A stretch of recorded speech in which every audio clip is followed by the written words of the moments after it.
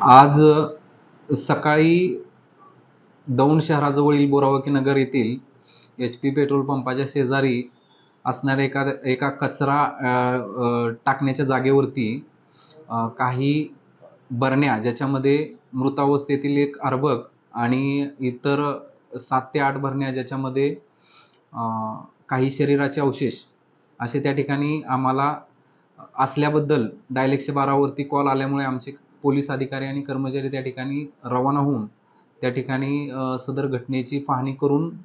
तिथला व्यवस्थित पंचनामा करून त्या अनुषंगाने आम्ही दौंड पोलीस स्टेशन येथे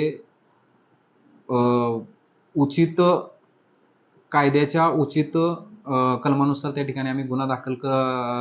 करत आहोत आणि त्या अनुषंगाने पुढील तपास चालू आहे। याच्यामध्ये PI गोपाळ पवार आणि API नागनाथ पाटील हे पुढील तपास करत आहेत। ABP माझा, उघडा डोळे बघा नीट।